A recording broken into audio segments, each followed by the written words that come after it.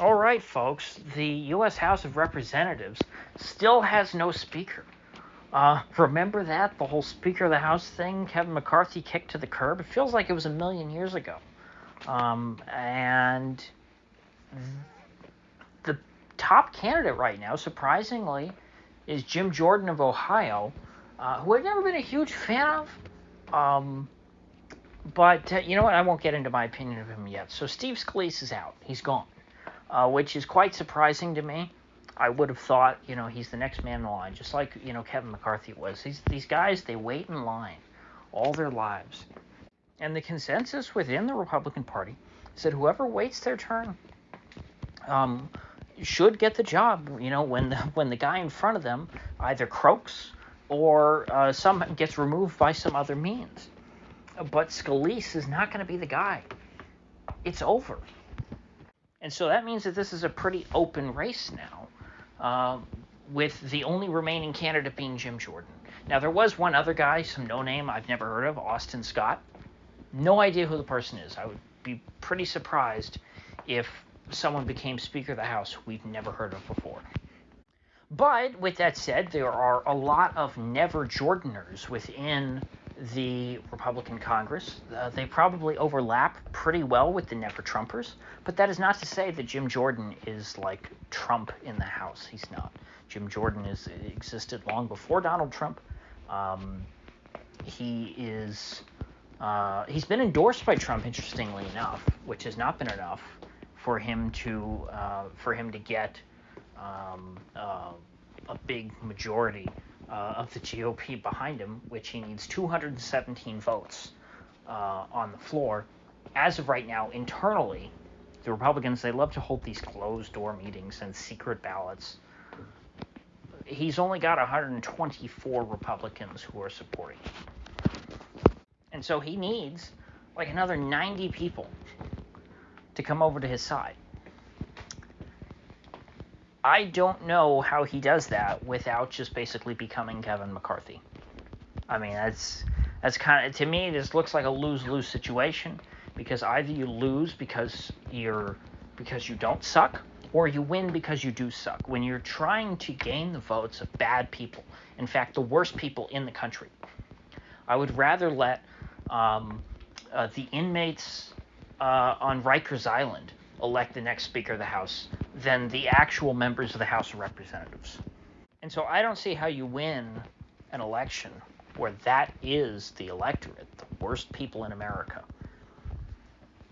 our members of Congress, unless you yourself become a very bad person, or you trick them into thinking that you're a very bad person. But when you compare him to Kevin McCarthy, is a Jim Jordan who, at the very least, lies to his fellow members of Congress into thinking that he's a very bad person like them. If he becomes Speaker, would he be a better Speaker than Kevin McCarthy? Without a doubt. I can't see a situation in which Jim Jordan is worse than Kevin McCarthy. That doesn't mean he won't be incredibly neutered, and it doesn't mean that Jim Jordan already isn't, a pretty milquetoast guy. I saw him described on Twitter by someone as MAGA light. I think that's a good way of putting it. Jim Jordan is like is he still the president of the Freedom Caucus or whatever? The Freedom Caucus guys, there's a big spectrum within there. Some of them are like super based, others are kind of boring, but like the Freedom Caucus is like the subset of Republicans who are like, it's okay to take them somewhat seriously or like them. Those are the only ones who you can even consider to be decent people, are the Freedom Caucus members. That doesn't mean that all of them are great, but it's like those are at least that they're like an actual party, it would seem. They're not 100% grifters, unlike the broader Republican conference. And Jim Jordan has always been one of the least bombastic people in that group, because he has had the intention of being Speaker of the House for a very, very long time. So if he were to become Speaker, what it would mean is that, the rules and things would be less stacked against good people. I think that he might give good bills and good proposals, maybe a fairer shake. But this is all kind of, window dressing and Auschwitz kind of stuff. I mean, it's kind of the point of, excuse my very, very crude and inappropriate language. If you have children listening, you might want to just skip the next 5 seconds. Jim Jordan is like the new warden who at least uses lube when he rapes the inmates. That's kind of how I look at this. Congress is terrible. They do terrible things. They hurt people unabashedly. They do things that do terrible damage to human lives across this country and especially across the planet. They will still do a lot of terrible things, even if Jim Jordan becomes the Speaker of the House. All the evils of the U.S. Congress do not get flushed down the drain with Kevin McCarthy if he is replaced by Jim Jordan. But there would be hope for a market improvement. Now, would Jim Jordan just go the way of Paul Ryan and immediately become worse than his predecessor?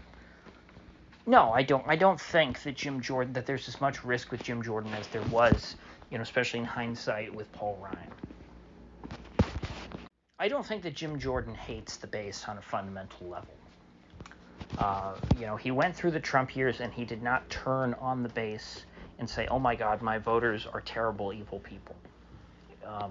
He seemed to show some understanding, even if I don't think he's like the most in touch with the voters kind of. I shouldn't say that. I think that he's not the smartest politician in the world, or he's not the most skilled.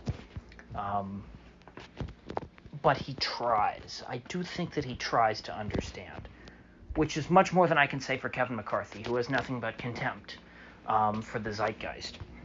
Jim Jordan does try and channel the immediate concerns of the voters, which is supposed to be the role of the House. The House is supposed to be very much dependent on current events, and that's supposed to be what they're focused on.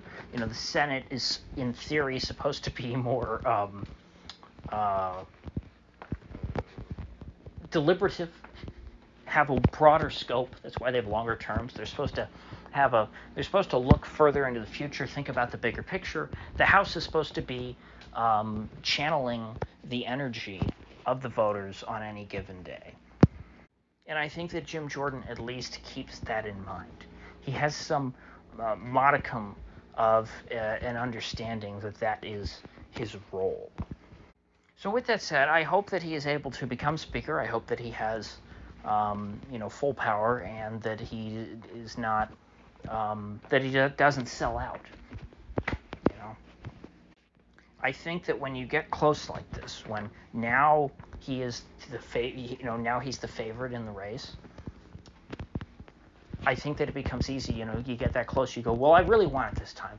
So I think he's going to be vulnerable on an emotional level to giving it, and you can't do that. Either you get in on your own terms and you do what you should, or you don't get in at all, and it just wasn't meant to be. Like in the past when Jim Jordan has not become Speaker, and a worse person has become Speaker. If you have to become as bad as them in order to get the job, you're not going to do a better job than them once you get in there. So with that said, I will see you folks back here tomorrow.